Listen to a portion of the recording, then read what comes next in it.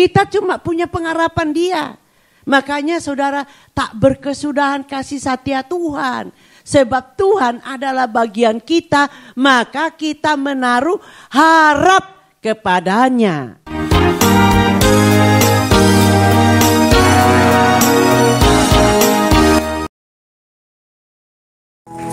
Shalom tentara-tentara Kristus yang militan dan perkasa.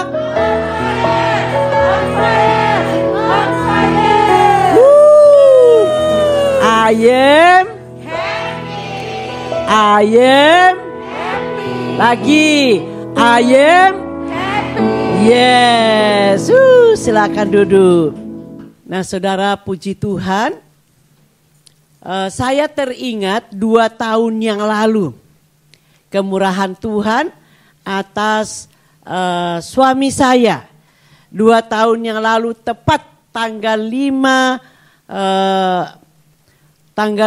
Februari saya antarkan, diambil oleh ambulans untuk membawa ke Rutonji sakit. Dan oleh kemurahan Tuhan, suami saya bisa ditangani dengan baik dan akhirnya 5 hari kemudian dia bisa pulang. Dan cuma 2 hari pakai tongkat. Setelah itu dia menjadi normal kembali. Tepuk tangan untuk Tuhan Yesus. Semua untuk kemuliaan nama Tuhan ya. Jadi gembala kita bisa normal sampai sekarang. Itu karena kemurahan Tuhan.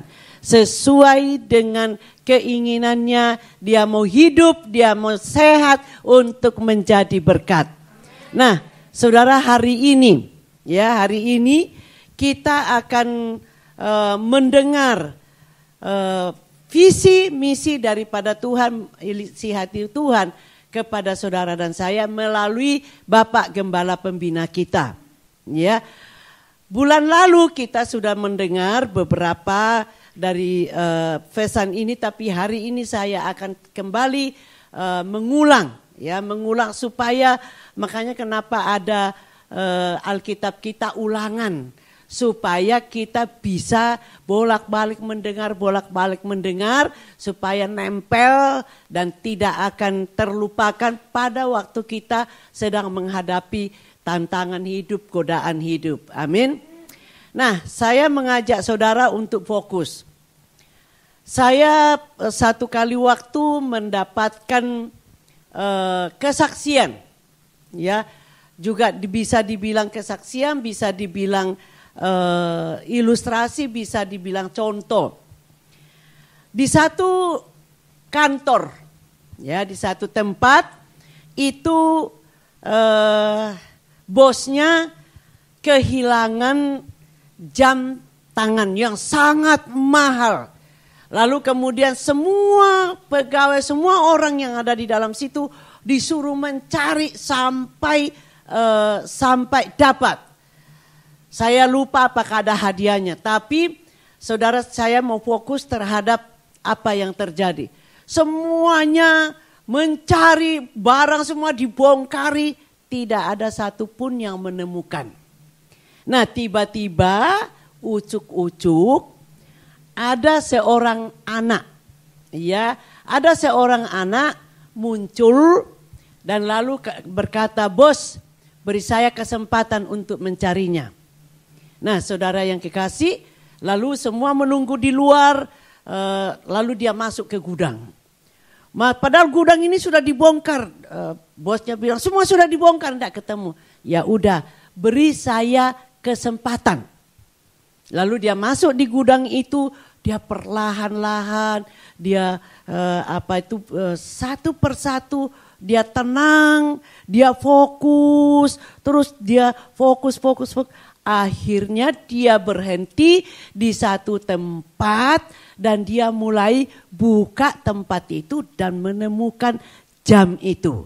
Lalu dia bawa keluar, "Ini bos, apakah ini jam yang hilang itu?" Saudara langsung dipeluk sama bosnya, lalu dia berkata, "Kamu minta hadiah apa?" "Enggak bos, yang penting ini sudah ketemu." Saya cerita ini dengan satu tujuan. Saudara, kalau kita fokus kepada firman Tuhan, kita pasti akan menemukan sesuatu yang berharga. Amin. Itu sebabnya saya sudah berdoa dari semalam supaya semua fokus. Karena kemarin Bapak Gembala Pembina sudah mengatakan, saudara, kalau kita ke ibadah, kita perlu fokus memperhatikan supaya di dalam kita dipanggil Tuhan menjadi murid. Sebab kalau kita tidak menjadi murid, kita tidak akan bisa memuridkan. Sebab gereja kita ini mulai tahun ini kita itu dipanggil, entah engkau masih baru tadi masuk maupun yang sudah lama, saudara, mari jadi murid. Supaya kita ini berdampak di kerajaan Allah untuk memuridkan. Jangan cuma menjadi orang Kristen yang cuma pergi ibadah. Kecuali kalau majikanmu tidak izinkan, kamu cuma bisa datang ibadah. Tapi kamu jadi murid, memuridkan majikan. Lalu saudara berkata, loh saya kan tidak bisa apa-apa. Mau ngomong apa, bahasa Kantonis juga enggak tahu. Saudara kekasih, saudara jadi murid, itu akan tenang, akan fokus menerima daripada Tuhan untuk saudara menjadi teladan, menjadi contoh di rumah majikan. Dengan saudara menjadi contoh, menjadi teladan di rumah majikan, saudara akan memuridkan majikan itu. Meskipun mereka tidak masuk ke gereja kita, tapi ingat, saudara ini adalah duta Allah yang diutus oleh Yesus Kristus melalui Roh Kudus masuk ke dalam rumah majikan. Saya mau bersyukur kepada Tuhan karena anugerah Tuhan dan berterima kasih kepada saudara yang mau menjadi murid untuk dimuridkan. Ya, saya sudah melihat banyak para majikan yang dimenangkan untuk Tuhan Yesus. Meskipun dia tidak masuk ke sini karena bahasa. Bahkan saudara yang kekasih, ada teman kita yang main tamborin tadi yaitu Angel. Ya, saudara yang kekasih, anaknya majikan itu suka mencari papi yang dia panggil sebagai kepala rambut putih. Iya toh. Jadi saudara yang kekasih, dan dia fasih sekali nyanyi bahasa Indonesia. Saudara, itu gunanya saudara masuk. Rindukan itu, bobo, kongkong, ataupun siapapun yang saudara layani. Saudara jadi murid. Memuridkan semua yang ada di rumah. Jangan cuma mau dolarnya. Tapi saudara juga merindukan jiwanya untuk Tuhan Yesus. Amin. Nah, saudara yang kekasih dalam Tuhan, kalau tahun ini masih tahun 2023 di awal Februari. Kita baru meninggalkan Januari, sekarang masuk bulan Februari. Kemudian saudara, semua orang atau dunia berkata ini tahun gelap, tahun resesi, tahun macam-macam ya saudara. Tetapi saudara yang kekasih, kita ini yang menjadi murid Tuhan Yesus itu tidak akan masuk dalam resesi, tetapi saudara dan saya akan mengalami resepsi. Amin. Nah, saya mau mengingatkan saudara, jangan mengukur resepsi itu dengan uang, dengan makanan. Tapi saudara yang kekasih, memang itu sudah tersedia, tapi yang lebih lagi kita akan resepsi damai sejahtera sukacita. Ya, kita percuma punya macam-macam, tapi kalau kita tidak punya damai sejahtera, tidak punya sukacita, ya bahasa Jermannya bocai. You know bocai? Nah, kalau enggak tahu nanti tanya yang tahu. Nah, atau percuma ya. Nah saudara yang kekasih di dalam Tuhan, itu sebabnya Bapak Gembala Pembina kita menekankan bagi saudara dan saya yang percaya kepada Tuhan Yesus, kita akan selalu resepsi damai sejahtera sukacita. Itu yang akan membual-bual keluar dari dalam hati kita untuk di rumah majikan. Ya, nanti kalau di rumah majikan, saudara, majikannya ini dan itu, saudara masuk, saudara berkata, Yesus, engkau ada dalam hatiku. Aku mau menularkan damai sejahtera sukacita di tempat yang gersang ini. Meskipun gersang di dalam rumah, saudara masuk membawa damai sejahtera sukacita. Amin. Nah, saudara, ini yang harus ada di dalam kehidupan kita semua. Ya, sebagai pengikut Tuhan Yesus. Kenapa, saudara? Di dalam Ratapan 3 ayat 22-23. Di situ berkata, tak berkesudahan kasih setia Tuhan, tak habis-habisnya rahmatnya, selalu baru setiap pagi, besar kesetiaanmu. Itu dulu ya. Kenapa tadi saya tekankan kita membawa damai sejahtera? Sebab kita sadar sepenuhnya.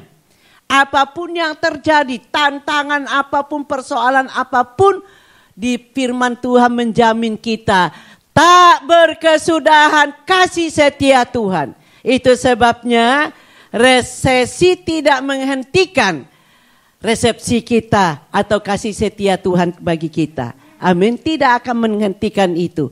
Sebab dia dikatakan tiap pagi. Lah tiap pagi kan selalu baru, saudara.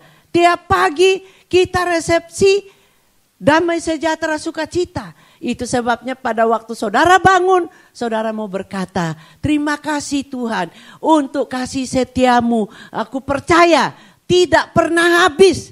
Tidak pernah habis, apapun yang terjadi tidak akan pernah habis. Amin. Lalu 23. Selalu baru tiap pagi, besar setiamu Tuhan. Nah, ini satu tadi kasih setia Tuhan. Lalu kemudian nanti yang ayat 24. Saudara perhatikan baik-baik. Saudara katakan kepada dirimu sendiri, Tuhan adalah, tunjukkan, jangan dulu, kalau saya suruh baca jangan, ya. Perhatikan. Tuhan adalah, sebut namamu. Tuhan adalah bagian Nelly. Lagi. Tuhan adalah bagian Nelly. Kata jiwaku, bukan atas, kata jiwaku.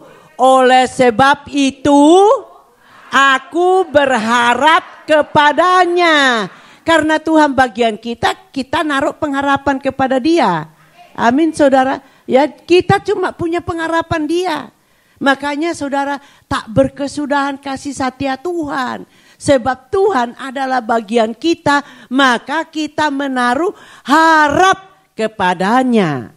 Kepada Tuhan saja aku berharap. Nah, saudara yang kekasih, Yesaya 40 ayat 30 sampai 31, Yesaya pasal 40 ayat 30. Yuk baca sama-sama. Orang-orang muda menjadi lelah dan lesu, dan teruna-teruna jatuh tersandung. Ayat 31. Tetapi, stop dulu, stop. Tetapi orang-orang itu sebut namamu. 1, 2, 3. Tetapi Nelly yang menanti-nantikan Tuhan mendapat kekuatan baru. Mereka seumpama burung raja wali yang naik ting dengan kekuatan sayapnya. Mereka berlari dan tidak menjadi lesu. Mereka berjalan dan tidak menjadi lelah. Saudara, luar biasa. Saya waktu mulai fokus kepada firman, tadi pagi saya itu mendapatkan kiriman ya dari grup lain, dan dia tiba-tiba, saudara, waktu saya lihat videonya itu mengenai Raja Wali. Walaupun saya sudah tahu, tapi lebih mantap lagi meneguhkan firman ini. Dikatakan di situ orang-orang yang menanti-nantikan Tuhan tidak akan mendapat kekuatan baru. Nah, lalu diberi contoh burung raja wali di dalam Alkitab kita itu dipakai contoh Tuhan. Saudara, burung raja wali itu paling menyukai menyukai badai. Badai kayak apapun kencangnya semakin suka. Halo? Itu sebabnya saudara kalau dapat tantangan, dapat persoalan, dapat ujian, saudara nikmati. Iya, mami ngomong, saya loh sudah jatuh ketimpa tangga diinjak pula. Saudara, kalau saudara nikmati dengan cara apa? Aku bersyukur Tuhan. Saudara yang kekasih, saya bisa berdiri di sini karena menikmati angin badai. Sejak ngambil keputusan mau pelayanan. Saya bisa kuat di sini. Apalagi masuk ke Hong Kong, saudara. Diproses oleh saudara-saudara ya, yang saya selalu berkata, aduh pintar-pintar, yang manis-manis, yang pandai-pandai. Saya kadang-kadang penilik bilang, aduh mami, saya yang cuma menggembalakan 4 kelompok ke sudah pusing 7 kali. Lah mami sama papi, saya bilang, ya itu nikmati. Kalau saya enggak nikmati, saya sudah lari pulang ke Indonesia, saudara, atau saya pergi ke tempat lain. Ya, jadi kita nikmati seperti burung raja wali ini, semakin gede angin badainya, semakin dia naik terbang tinggi menikmati. Tadi ditunjukin, saking saya enggak sempat untuk memasukkan videonya, saudara. Dilihat, aduh jadi, terus gini, aduh saya ikut menikmati. Nah, saudara yang kekasih dalam Tuhan, bagaimana cara menikmatinya? Ya mengucap syukur. Ya, dikatakan di dalam burung raja wali ini, waktu dia menikmati badai yang besar itu membuat sayapnya semakin kokoh. Nah, lalu kemudian matanya, itu dikatakan dia mempunyai 5 selaput mata sehingga dia itu bisa memandang cahaya matahari yang begitu teriknya. Saudara yang kekasih, saya ini bersyukur. Umur 70 mata saya tuh masih enggak pakai kacamata. Itu karena saya percaya, dulu saya waktu masih kerja, saya sempat pakai kacamata, saudara. Dokter bilang mata saya selindir. Tapi pada waktu saya mengikuti satu KKR, sekarang sudah almarhum, pendeta dari Jerman datang ke Indonesia. Saya ikut KKR-nya. Saya waktu itu masih baru belajar. Tapi kepercayaan saya itu bulat. Saya lihat pada waktu itu di Istora Senayan di Jakarta, saudara, kami dari Jawa Timur itu datang.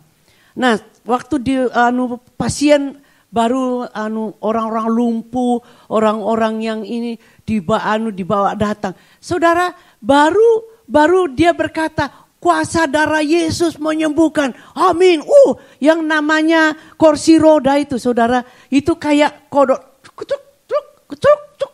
Itu terus kemudian masing-masing oma-oma, opa-opa tuh bawa kursi rodanya naik ke mimbar bersaksi. Saya sudah sembuh, saya langsung menguatkan kepercayaan saya. Karena dari tempat duduk saya lihat jam jauh di sana, itu double, saudara. Jadi enggak enak lihatnya. Jadi saya menguatkan kepercayaan saya tutup mata saya bilang, Tuhan yang berat aja engkau sembuhkan, apalagi yang ringan bagimu kecil. Saya kuatkan iman kepercayaan, tidak langsung ini, saudara, saya terus Tuhan yang gede-gede, yang berat-berat, yang gawat-gawat, Tuhan sembuhkan. Ini kecil bagimu Tuhan. Aku percaya dalam nama Yesus. Sembuh oleh kuasa darah Yesus. Sembuh, sembuh, sembuh. Saya lalu buka. Tuh saya buka mata saya. Lihat jam di sana terang benderang. Haleluya. Amin. Saudara, sejak itu sampai sekarang, dan saya percaya sampai saya selesai tugas di bumi, mata saya akan tetap terang.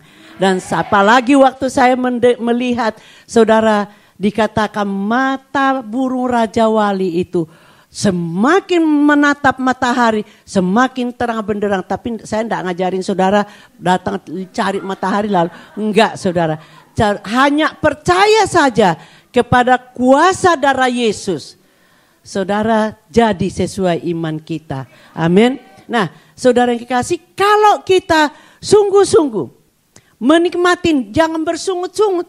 Waduh, aku sudah datang ke lantai 14. Aku sudah lakukan persepuluhan, persembahan diakonia tidak pernah aku tinggalkan. Persembahan syukur aku tidak pernah. Tapi kenapa aku dihadang dengan badai? Kenapa aku sekarang sudah tahu?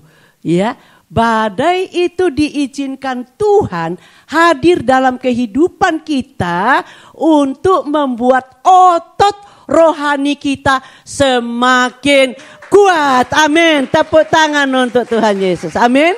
Nah, saudara yang kekasih, itu akan membuat kita, Tuhan akan senang. Malam Minggu, malam Jumat malam, saya berkata, mari kita fokus kejar apa yang disenangin oleh hati Tuhan. Yaitu apa saudara? Bersukacita, damai sejahtera, ya, mengucap syukur. Tidak bersungut-sungut kalau menghadapi tantangan. Tidak bersungut-sungut kalau menghadapi masalah, badai. Bahkan akan berkata, terima kasih Tuhan. Amin. Waktu saudara dengar berita dari Indonesia, sesuatu suami dipinjam orang. Suami membonceng perempuan lain. Terima kasih Tuhan, otot kepercayaanku kepadamu semakin dikuatkan. Semakin semakin kokoh, semakin ulet. Mana bisa Tommy suami bonceng orang. Lah itu kalau orang lain lihat itu mungkin adiknya, mungkin iparnya atau belum sudah awas kamu ya. Nah saudara yang kekasih, itu sebabnya kenapa Tuhan minta kita ya bersukacita senantiasa. Jangan sukacita itu diambil gara-gara persoalan badai. Ya, mari fokus. Sungguh-sungguh fokus. Nah, Bapak Gembala Pembina berkata, kalau saudara di dalam ibadah ini ketemu dengan Tuhan Yesus lewat puji-pujian, saudara saya banyak ketemu dengan Tuhan melalui puji-pujian. Waktu itu Bapak Gembala Pembina kita masih bersama-sama di Surabaya. Dia sebagai pemimpin pujian, pencipta lagu. Saudara, kalau saya mengikuti ibadah, dia memuji Tuhan, saya itu bertemu dengan Tuhan di dalam ibadah itu. Satu kali waktu kami adakan retreat di Nongko Jajar namanya, enggak tahu. Dari Jawa Timur ada yang tahu? Hah? Iya, daerah Malang, belum sampai ke Malang, ya. Nah, lalu kemudian salah satu pembicaranya adalah Bapak Gembala Pembina, Pak Niko. Nah, waktu itu kami tempat kami nginap itu di tebing, gitu ya, saudara. Nah, lalu kemudian waktu dia sampai, dia bilang sama saya begini, Nel, kamu lihat di seberang sana itu gunung, pohon-pohonnya indah sekali. Lalu dia tanya sama saya, bisa nggak kamu memuji Tuhan karena gunung-gunung itu? Saya tanya, maksudnya? Nah, saya diajarin saudara. Kamu lihat, kamu bersyukur karena pohon-pohon itu. Walaupun Fuji Film berkata seindah warna aslinya tapi tidak bisa ditiru. Ciptaan Tuhan itu tidak bisa ditiru. Amin. Jadi sejak saat itu kalau saya pergi pelayanan ke luar kota, karena saya setiap Jumat itu melewati hutan jati Tadinya takut, sekarang saya sudah mengerti. Saya berkata, Tuhan, sopir sampai bingung. Tuhan Yesus, terima kasih, pohon-pohon yang kau ciptakan ini indah banget. Tidak seperti yang digomongkan iklan itu bahwa indah seperti warna aslinya. Enggak. Saudara yang kekasih, ciptaan Tuhan itu tidak bisa ditiru. Amin. Nah, itu sebabnya kita bersyukur, saudara, ya, di dalam Yesaya tadi. Nah, kemudian selanjutnya Mazmur 37 ayat 23 sampai 24. Mazmur 37 ayat 23. Saudara yang kekasih dalam Tuhan, di situ dikatakan Tuhan menetapkan langkah-langkah orang yang hidupnya berkenan kepadanya. Apabila ia jatuh, tidaklah sampai tergeletak sebab Tuhan menopang tangannya. Ada nyanyian ini, saudara, saya juga suka nyanyikan, yaitu Tuhan menetapkan langkah-langkah orang. Tapi karena waktu saya tidak bisa nyanyi sekarang. Dan juga memang suara saya terlalu merdu, saudara. Ya, jadi kenapa? Orang yang berkenan kepada Tuhan adalah orang yang berharap kepada Dia sebagai orang yang berkenan pada Tuhan. Bisa saja jatuh, bisa kepleset. Tetapi pada waktu jatuh, pada waktu gagal, saudara yang kekasih, jangan sampai kita tergeletak. Kita tidak akan sampai tergeletak karena tangannya menopang kita. Makanya Bapak Gembala Pembina berkata, bangkit. Waktu jatuh bangkit lagi. Lalu kemudian kita menjadi pemenang. Ya, seperti ring tinju, saudara. Ya, yang satu blok jatuh, bangkit lagi, melawan lagi. Saudara, kita seharusnya lebih dari petinju. Karena kita meninju dengan firman Tuhan, dengan kekuatan daripada Tuhan, dan kita jadikan lawan kita itu menjadi otot rohani kita. Ya, kita harus kalahkan dia dan kita menjadi pemenang. Bahkan lebih daripada pemenang. Amin. Nah, Yeremia 17 ayat 7 dan 8. Yeremia 17 ayat 7 dan 8. Ya, saudara, mari baca sama-sama. Orang gantikan namamu. 1, 2, 3. Berberkatilah Nelly yang mengandalkan Tuhan, yang menaruh harapannya kepada Tuhan. 8. Ia akan seperti pohon yang ditanam di tepi air, yang merambatkan akar-akarnya ke tepi batang air, dan yang tidak mengalami datangnya panas, yang daunnya tetap hijau, yang tidak khawatir dalam tahun, dan yang tidak berhenti menghasilkan buah. Perhatikan baik-baik, kalau saudara dan saya menaruh harap kepada Tuhan, di situ dikatakan tidak khawatir dalam tahun kering. Tahun 2023 banyak orang memprediksi adalah tahun kering. Tapi bagi saudara dan saya yang menaruh harapnya kepada Tuhan, tidak akan pernah berhenti menghasilkan buah.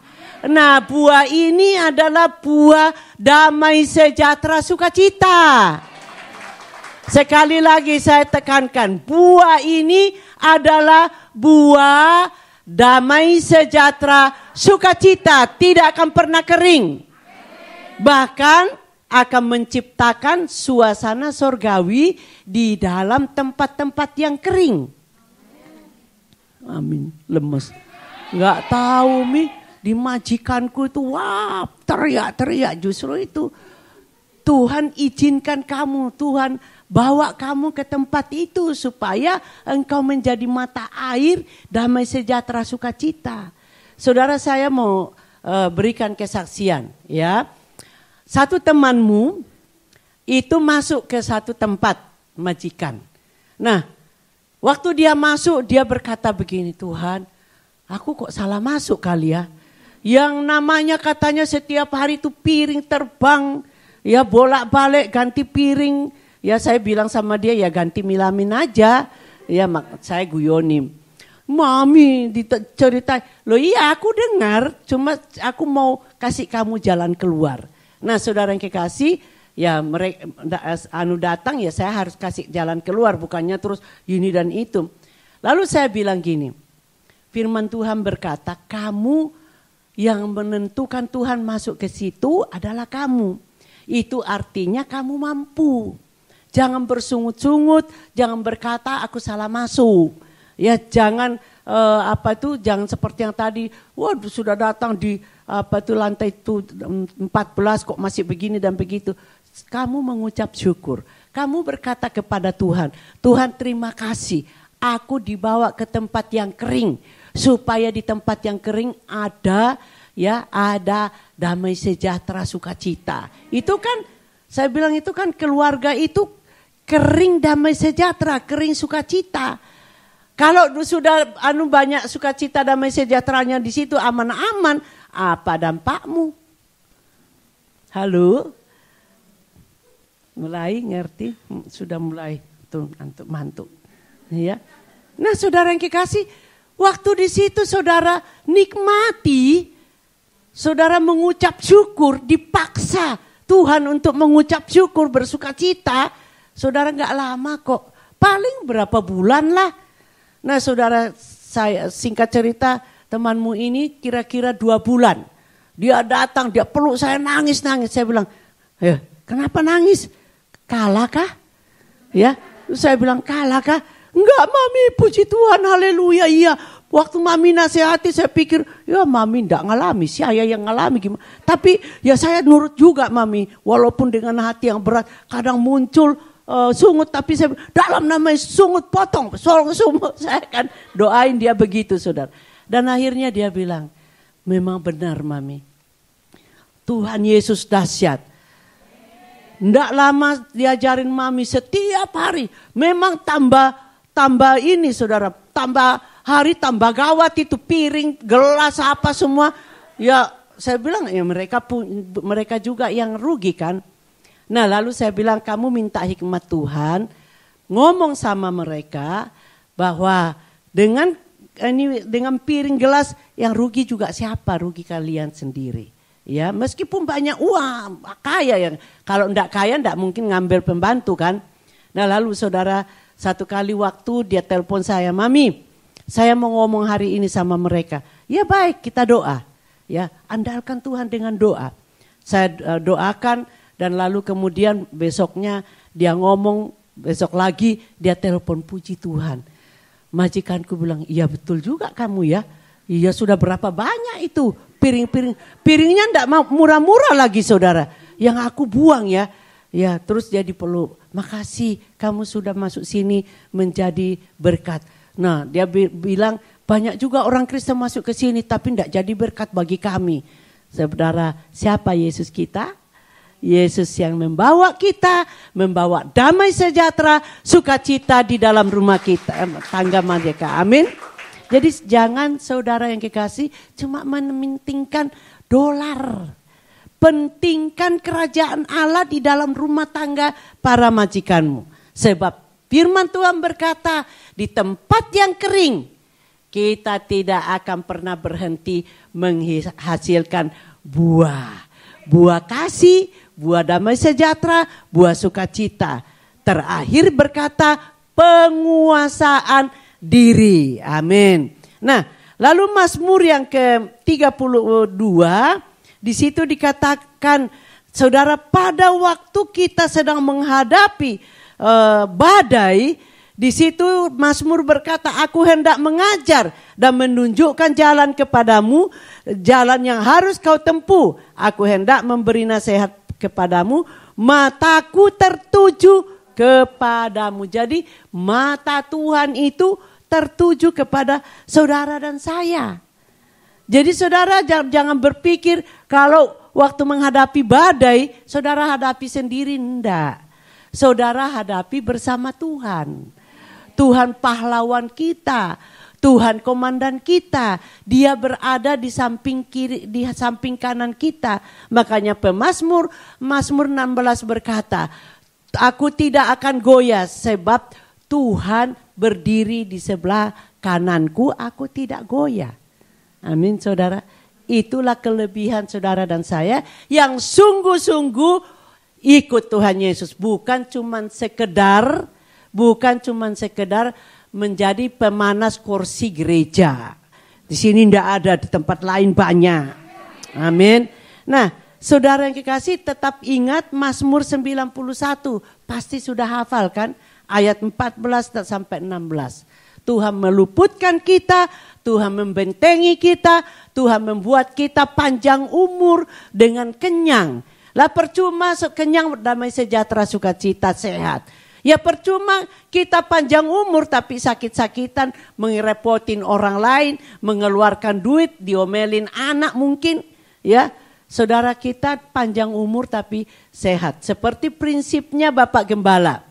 Aku mau hidup, aku mau sehat, aku mau menjadi berkat. Itulah prinsip yang kita harus anut ya. Kita sehat, kita hidup untuk menjadi berkat sehingga kita tetap keluar lebih daripada pemenang. Amin. Mari bangkit berdiri.